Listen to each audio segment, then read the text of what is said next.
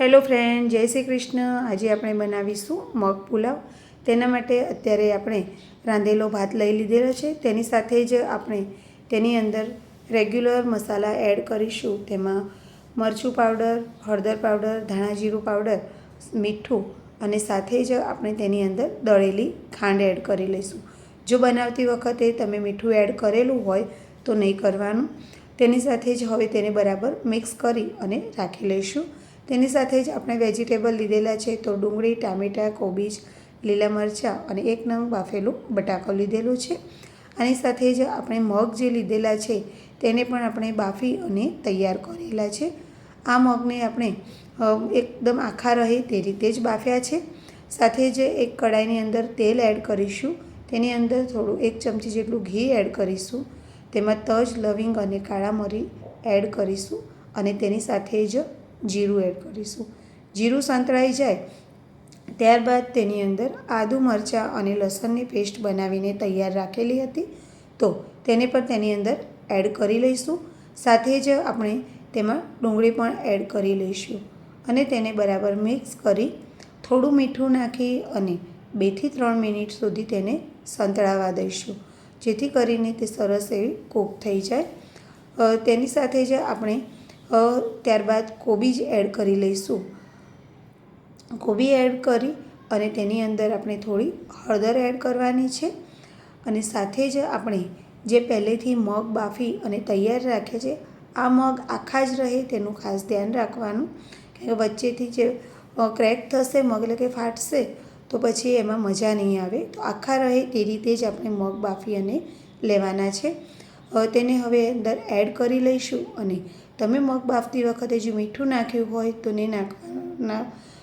મીઠું નાખવાનું નહીં કેમ કે મેં નાખેલું નથી મીઠું એટલે મેં અંદર એડ કરેલું છે કેમ કે મીઠું નાખો અને વધારે કૂક થઈ જાય તો પછી મગ ફાટી જવાનો ડર રહે। તેની સાથે જ હવે તેને બરાબર મિક્સ કરી લઈશું। આપણે જે હવે બાફેલું બટાકું અને લીલા મરચાં હતા તેને પણ એડ કરી લઈશું। એકદમ ટેસ્ટી અને આ હેલ્ધી પુલાવ બની અને તૈયાર થાય છે। દરેકને ખૂબ જ પસંદ આવશે। તેની સાથે જ આપણે જે ભાતની અંદર મસાલા એડ કરેલા હતા તે હવે તેની અંદર આ પુલાવ બનાવવા માટે અંદર ભાત પણ એડ કરી લઈશું। તેને એકદમ હળવા હાથે જ હવે મિક્સ કરવાનું છે એટલા માટે જ આપણે મસાલા પહેલેથી જ રાંધેલા ભાત હતો એની અંદર એડ કરેલા છે કે જેથી કરીને તે એકદમ ઝડપી અને સરસ રીતે મિક્સ થઈ જાય।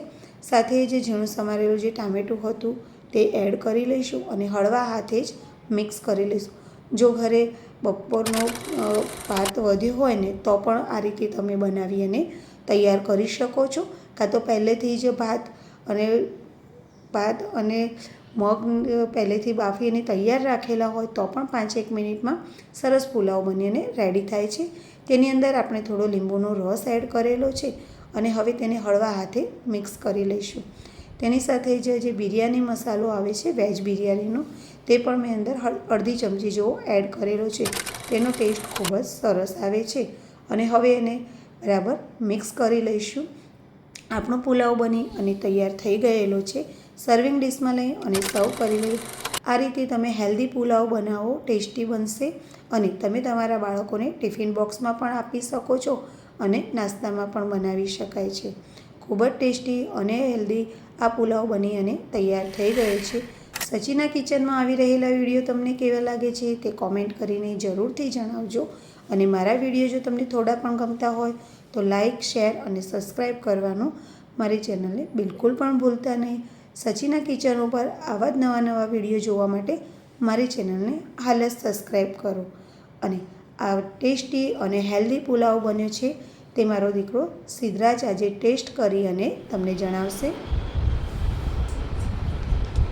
હાય સિદ્ધરાજ, કેવું લાગ્યું તને? બહુ સરસ લાગ્યું। આવે છે ને? બહુ ટેસ્ટી છે। Okay, by friend, enjoy, by friends. ફરીથી મળીશું નવા વિડીયો સાથે।